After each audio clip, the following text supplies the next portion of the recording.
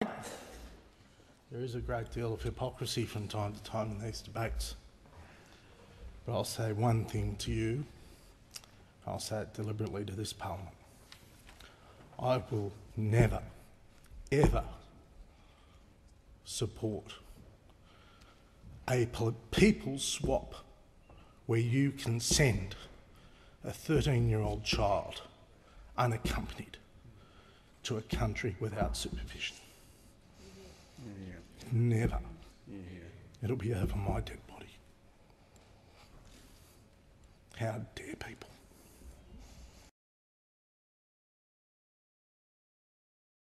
Profession.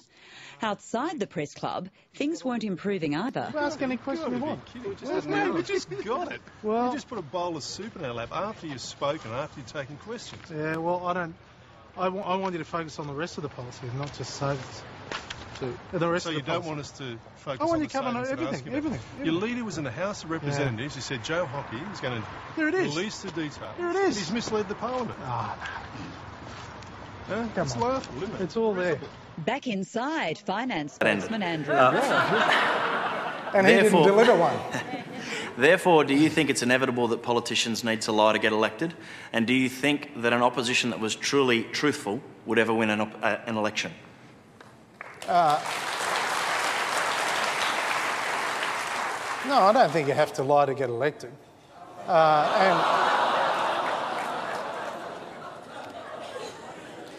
Can I just ask you, do you still maintain that no direct promises were broken in the lead-up to this budget?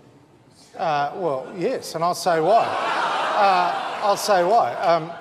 For example, we said, number one, we would stop the boats. And we have stopped the boats, right? We have stopped the boats. And we are... Well, what about public broadcasters, Mr Abbott? Another soft target, the ABC and SBS in the firing line. I trust everyone actually listened to what Joe Hockey has said last week and again this week.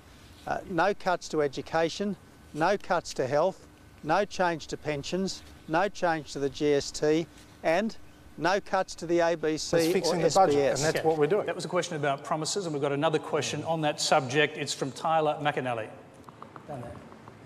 Prior to the election, the Prime Minister promised that a coalition government would deliver no cuts to education, no cuts to health, no cuts to pensions, no changes to the GST, and no cuts to the ABC or SBS. How can you then defend the budget you delivered last week, which basically went against everything you promised to deliver when elected?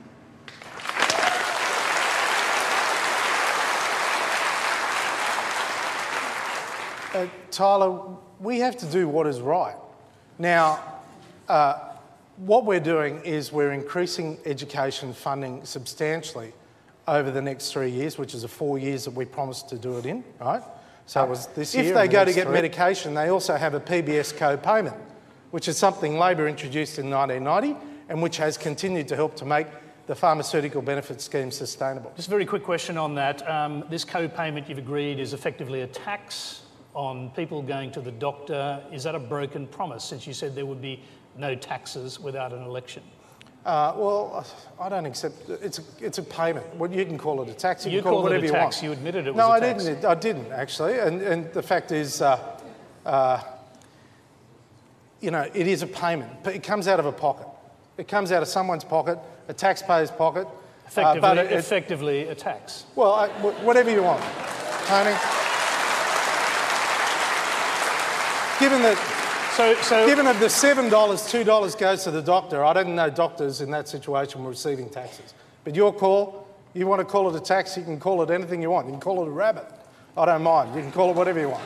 But it's a tax. The question is, if it's a tax, as you seem to agree that it actually is, then is it a broken promise when you said you wouldn't raise any taxes without going to an election? We didn't say we wouldn't raise any taxes. That's absurd because we went to the last election. Performance now then at the National Press Club. You got a bit of a bagging in the media for it, but let's have a listen to part of that.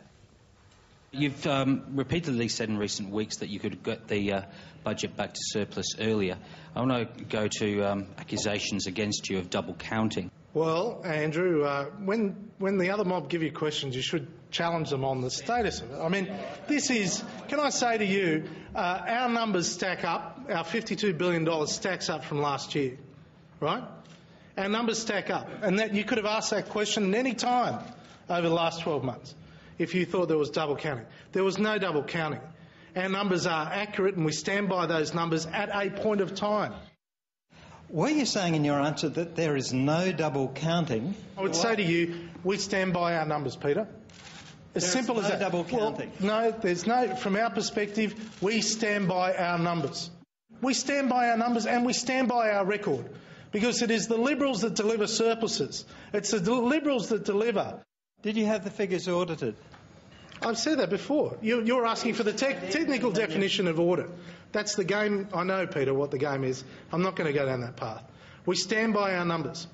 So, Mark, that was an unusually sort of passionate exchange, wasn't it? Passionate, yes. Passionate, but pretty content-free, most of it.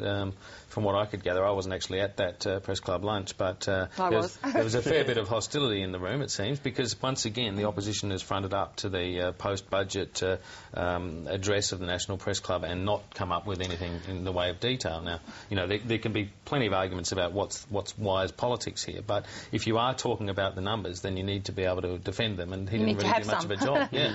Look, I thought it was interesting that his speech didn't do the same rhetorical thing that Tony Abbott has been doing on carbon tax. He obviously actively chose not to do that. Now, Joe Hockey reckons that speech was meant to be about the budget and, you know, he's complaining that people aren't focusing on the fact that he was talking about the budget. It was a chronically dull speech, so it didn't cut through on the budget. It didn't have any numbers in it, and he ended up in a Barney over double counting in a bit of an unconvincing way, I have to say.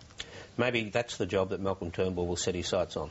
I think that is if he can't be leader, I think he'd rather be shadow treasurer. So I think that's all mixed up in what's happening at the moment, or at least that's what a lot of people in the Liberal Party think is going on. I mean, obviously, look, Malcolm is a hugely talented person and very intelligent, and he can be a good salesman, and I think he's chafing in the job that he's in.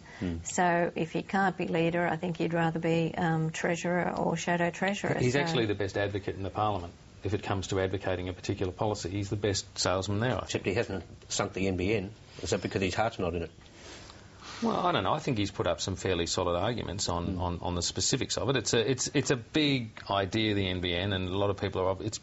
I think it's inherently popular, and that's possibly why. And the other problem he's got is that by the time they get into government, it's going to be in place, or it's certainly going to be in place in a number of sites. Armidale. So that makes it, well, you know, Tasmanian Armidale, sure, but it's harder to unscramble, isn't it, if it's already underway? And Student anger at the $250 a year fee, the government calls it an administrative charge, spilled over on the Griffith University campus in Brisbane today. March up there, occupy the building. They did just that, swarming through the campus and then shoving security guards aside to enter the main building. Come on, everyone, go! Once inside, the students roamed through the corridors, chanting their demands. And they literally smashed their way into administration offices.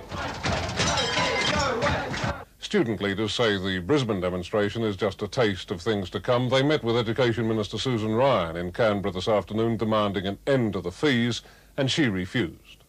We will continue to go out onto the streets and to protest and actively encourage the public to support us in our campaign for free education. Senator Ryan said the government had sympathy for the students, but they should have sympathy with many sectors of the community who are worse off than them. Peter Harvey, Canberra.